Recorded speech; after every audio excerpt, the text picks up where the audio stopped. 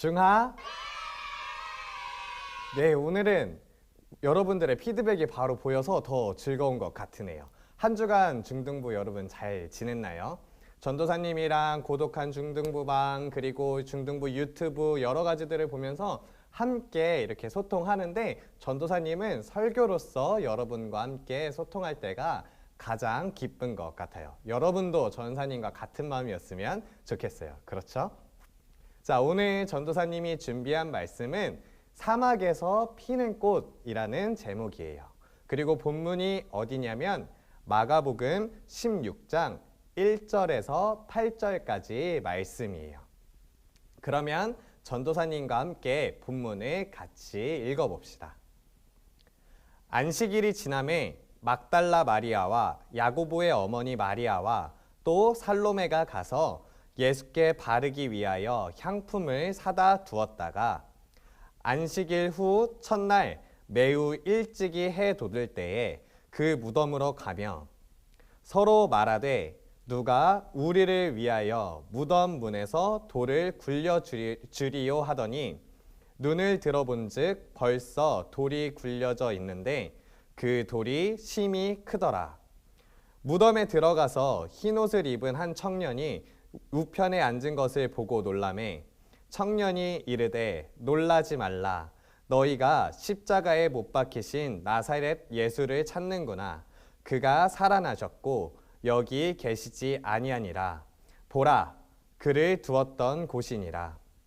가서 그의 제자들과 베드로에게 이르기를 예수께서 너희보다 먼저 갈릴리로 가시나니 전에 너희에게 하신 말씀대로 너희가 가서 배우리라 하는지라. 여자들이 몹시 놀라 떨며 나와 무덤에서 도망하고 무서워하여 아무에게 아무 말도 하지 못하더라. 아멘. 오늘 설교는 전도사님이 여러분에게 한 지역을 소개해 주면서 시작하고 싶어요. 그 지역이 어디냐면은 아타카마 사막이라는 곳이에요. 아타카마 사막이라는 곳, 되게 생소한 이름이죠. 전도사님도 몇 번 들어보지 못한 이름이에요. 그런데 이곳은 생각보다 굉장히 유명한 곳이에요. 왜냐하면 지구상에 있는 모든 장소보다 가장 건조한 곳이기 때문이에요. 그래서 이 아카타마 사막은 칠레에 있는데 칠레 기상청에서 항상 기상 관측을 할 때에 몇 년 동안 비가 한 번도 오지 않는 지역도 있다고 해요. 그래서 비가 한 방울도 오지 않는 곳이기 때문에 나사에서 화성에 갈 계획을 준비할 때는 이 사막에 가서 준비한다고 해요. 왜냐하면 가장 건조한 곳이기 때문이죠. 사막은 우리가 알듯이 나무나 꽃이 피어나지 않아요. 그리고 우리가 사막을 생각하면 당연하게 좀 나무나 꽃, 생명이 없기 때문에 죽음을 생각을 하게 되죠. 그래서 사막에서 길을 잃어버리게 된다면 정말로 위험할 수밖에 없을 거예요. 그런데 2017년에 아타카마 사막에 엄청난 일이 일어나요. 어떤 일이냐면은 3월에 아타카마 사막에 폭우가 내리게 된 거예요. 그래서 사람들은 비를 본 적도 없는 사람들이, 몇 년 동안 비를 본 적도 없는 사람들이기 때문에 이 폭우에 대한 준비가 되어 있지 않았어요.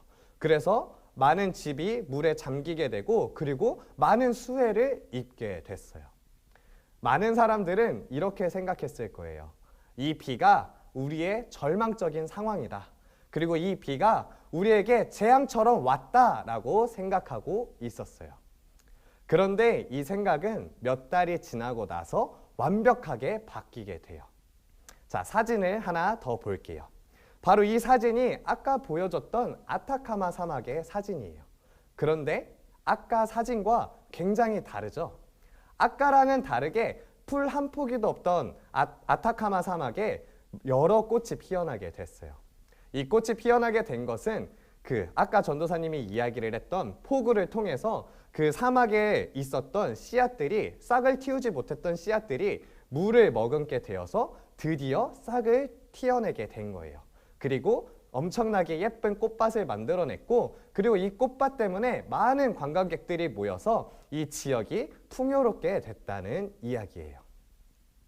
사람들은 첫 번째로 비를 보았을 때 절망이라고 생각했어요. 그리고 재앙이라고 생각했어요. 그리고 사막에선 풀 한 포기도 나지 않을 것이라고 생각을 했어요. 그런데 그 죽음의 사막에 절망적인 사건이 있었지만 나중에 시간이 지나고 나서 사람들이 바라볼 때에 그것이 생명의 비였구나 라는 것을 알게 되었어요. 자, 이 아타카마 사막처럼 절망적인 상황이 오늘 본문에도 있었던 것 같아요. 오늘 본문을 한 문장으로 설명해 줄 수가 있어요. 바로 어떤 문장이냐면 예수님께서 돌아가셨습니다 라는 이 문장이에요. 많은 제자들은 두려움에 떨었어요. 예수님께서 돌아가셨기 때문이죠. 그래서 많은 제자들이 각자 자기가 살던 곳으로 뿔뿔이 흩어졌어요. 그 중에 단 3명이 예수님의 무덤으로 향하게 돼요. 어떤 사람이냐면은 막달라 마리아와 야고보의 어머니 마리아와 살로메 이 3 여인이 예수님의 무덤으로 향하게 돼요. 이들의 마음이 어땠을까요? 우리는 예수님이 부활하셨다는 것을 이미 알고 있어요. 그런데 이 사람들은 단 한 사람도 예수님이 부활할 것이라고 생각하지 않았던 것 같아요. 왜냐하면 이 사람들이 뭘 가져가냐면 향품을 가져가요. 이 향품을 왜 가져갔냐면은 옛날에는 그 사람이 죽고 나서 그 시신이 부패하지 않기 위해서 향료를 그 시신에다 부었다고 해요. 이것처럼 이 사람들은 예수님이 부활하실 것이라고 단 한 번도 생각한 적이 없어요. 그리고 두 번째로 이 사람들이 얼마나 처량했을지 한번 생각을 해보세요. 오늘 3절 말씀을 보면 이렇게 말하고 있어요. 서로 말하되 누가 우리를 위하여 무덤 문에서 돌을 굴려주리요 하더니 라고 이야기를 하고 있어요. 예수님을 따르던 아주 많은 제자들이 있었겠죠. 그리고 그 중에서도 아주 많은 남자 제자들이 있었겠죠. 그런데 단 한 사람도 그 자리에 없었던 거예요. 단지 3 여인만이 예수님의 무덤으로 향하고 있어요. 이 이야기가 얼마나 비참한가요? 그리고 이 사람들은 얼마나 절망적이었을까요?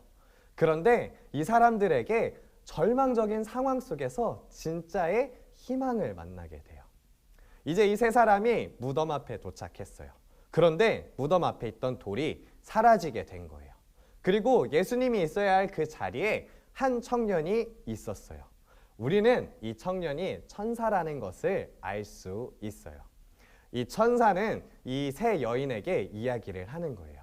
그 이야기, 그 복된 소식이 무엇이냐면 예수님께서는 미리 말씀하신 대로 먼저 갈릴리로 가고 계신다는 거예요. 제자들은 그리고 여기 무덤에 온 여인들은 예수님께서 자신들보다 먼저 간다는 생각을 단 한 번도 한 적이 없어요. 왜냐하면 예수님이 돌아가셨다고 생각했기 때문이죠. 그리고 예수님의 시신이 사라졌을 때에 정말로 절망적이었을 거예요. 그렇게 최악의 상황 속에서 청년은, 천사는 이 여인들에게 이야기를 하고 있어요. 예수님께서는 너희보다 먼저 갈릴리로 가고 계신다. 이 얼마나 희망적인 상황인가요? 제자들에게 최악의 절망적인 상황 속에서 이 청년의 천사의 한마디를 통해서 이 절망적인 상황은 이제 희망적인 상황으로 변화되게 돼요. 이제 무덤을 향해서 무겁게 걸어오던 발걸음은 더 이상 없어요. 이제 무덤을 떠나 갈릴리로 가는 발걸음은 희망의 발걸음일 수밖에 없을 거예요.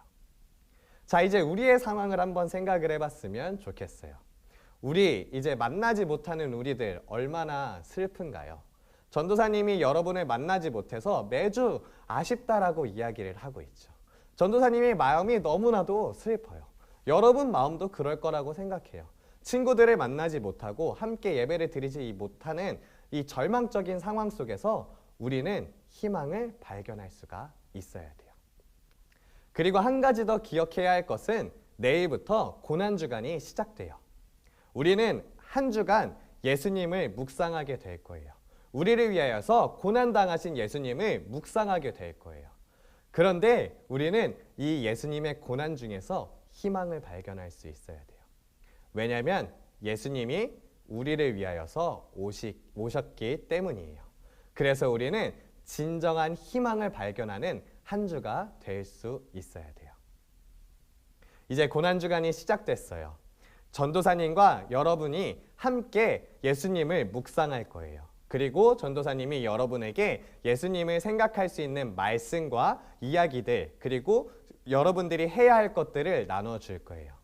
여러분들은 그것을 보면서 예수님의 고난을 먼저 생각해 봤으면 좋겠어요.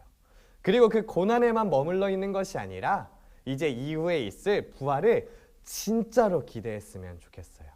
그리고 이 코로나 사태 속에서도 우리가 만나지 못하는 이 현실의 비관할 뿐만이 아니라 그 상황 속에서 우리가 다시 만날 날들을 기약했으면 좋겠어요. 기다렸으면 좋겠어요. 전도사님도 그런 희망을 갖고 그런 기다림을 갖고 여러분들을 기다릴게요. 여러분들도 그런 희망을 갖고서 함께 기다리는 한 주가 되었으면 좋겠어요. 전도사님이 말씀을 마무리하면서 기도할게요. 사랑의 하나님 아버지, 감사합니다. 우리를 사랑하셔서 독생자 예수님을 우리에게 보내주셔서 감사합니다. 이제부터 우리가 한 주 동안 예수님의 고난을 묵상합니다. 하지만 우리가 그냥 그 고난에만 빠져있지 않기를 원합니다. 예수님께서 그 고난을 통하여서 우리에게 가장 큰 기쁨이 되셨고 우리에게 가장 큰 희망이 되셨음을 묵상하기를 원합니다. 한 주간 예수님의 고난을 묵상하면서 진정한 희망을 발견하는 우리들이 되게 하여 주세요. 하나님, 우리가 이 코로나 사건을 통하여서 이 코로나 상황을 통하여서 비관하기보다는 이 안에서 진정한 희망을 발견하기 원합니다. 우리가 부활의 기쁨을 아니 이 코로나 상황 속에서도 진정한 희망의 기쁨, 진정한 부활의 기쁨을 누리는 중등부가 되게 하여 주세요. 이 모든 말씀 예수님의 이름으로 기도드립니다. 아멘.